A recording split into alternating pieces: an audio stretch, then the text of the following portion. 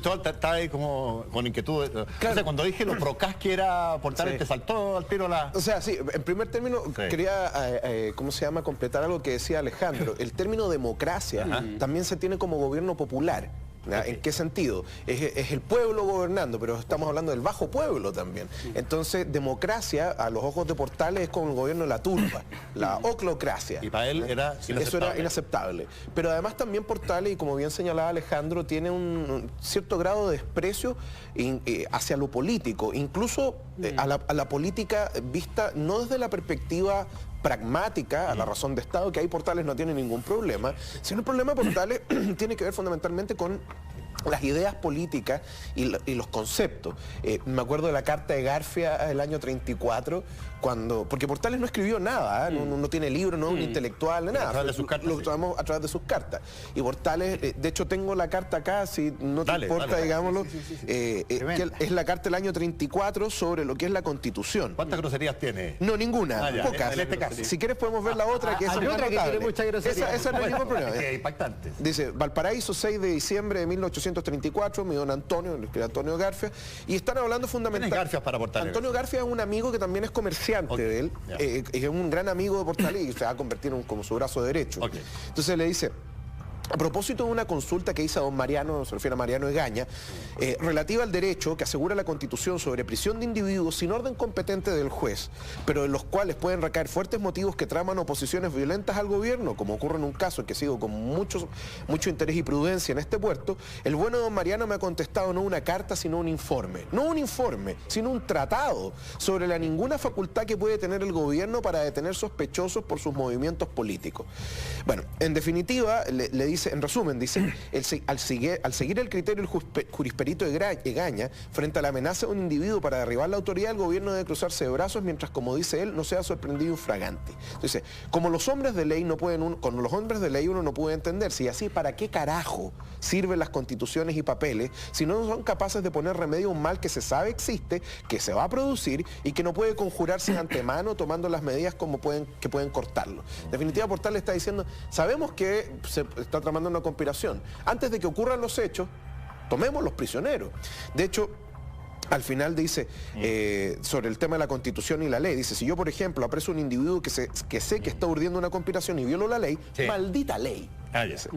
Y después habla sobre la Constitución diciendo que hay que violar una señora que hay que violarla cada cierto tiempo. No, dice un poco más preciso. Cada vez que sea necesario. Dice, cada vez que sea necesario cuando las circunstancias sean extremas. Suena impresionante la descripción de un personaje respecto al cual no sabemos que tenía estas convicciones. A ver, de saltarse la ley de vez en cuando es una cuestión que... Pero decirlo cuando las circunstancias sean extremas. Lo que pasa es que el tema es que incluso cuando las circunstancias son extremas, tú no te puedes saltar la ley porque lo es un único que te ampara frente a la barbarie. Pero Portales decía, claro, porque los hombres de bien somos mejores, entonces Sergio puede venir. Sí, en realidad, a decir verdad, Portales era un ultra reaccionario. Era todo lo reaccionario que se podía hacer en aquella época, post-independencia, sin llegar a ser abiertamente monarquista, porque ya la monarquía había sido derrotada y evidentemente no se podían levantar las banderas de la monarquía.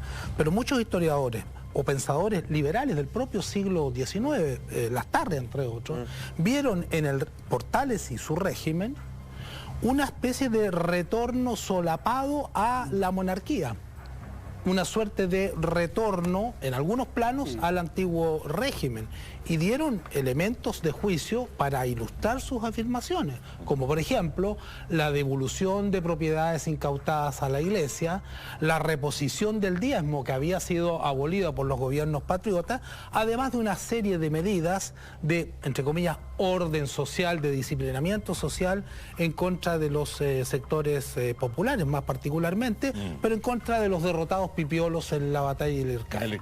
El año 30. El año 30. Portales tenía una famosa frase, ¿no es cierto?, que ha sido citada por muchos historiadores, por varios de nosotros probablemente. El orden social se mantiene en Chile gracias al peso de la noche. ¿Y qué es lo que era el peso de la noche? Según el propio Portales, era esta suerte de sujeción casi automática de la masa a la autoridad. En el fondo, el peso de la noche era la ideología ancestral de sumisión de las masas populares a las jerarquías sociales. Era la ignorancia, el analfabetismo de los sectores populares. Ese desorden? Perdón, déjame terminar la idea. La obra, entre comillas, de Portales, uno de los aspectos más importantes de la obra de Portales y del régimen que él prohijó, fundamentalmente los decenios conservadores, fue precisamente restablecer este orden tradicional alterado por las guerras de la independencia. Porque las guerras de la independencia, como hemos dicho, habían provocado muchas fisuras en el seno de la clase dominante. La clase dominante se había dividido, se había generado una guerra civil y los mecanismos de control social sobre las masas, particularmente sobre el campesinado, se habían relajado. Portales, habían proliferado las montoneras, el bandidismo. Entonces Portales se propone restablecer el orden tradicional. ¿Y lo consigue? En beneficio de la clase dominante. Claro que lo consigue, pero a diferencia de Perú, de Bolivia, que vieron turbulencia mucho más larga, ¿no? ¿A qué costo y con qué métodos? Que ese es otro aspecto sobre el cual convendría conversar. Que hay una dimensión retórica ahí propia de un régimen cuya legitimidad es dudosa porque surge de la guerra civil. Parte de la construcción de la retórica que justifica la guerra civil es decir que el decenio antecedente es un caos y nosotros somos los restablecedores del orden. Sería parte de toda retórica conservadora por lo demás. De hecho, cada vez que se invoca la figura de Portales en la historiografía y cualquier grupo de sensibilidad conservadora, parte de su premisa va a ser denostar el periodo antecedente, es decir, es un caos y necesita una figura fuerte, autoritaria que imponga el orden. Ahora, eso en estricto rigor la década del 30 no lo cumple. Parte de la sensibilidad conservadora supondría que la década del 20 es un caos y la década del 30 comienza a reinar la paz. Pero fue en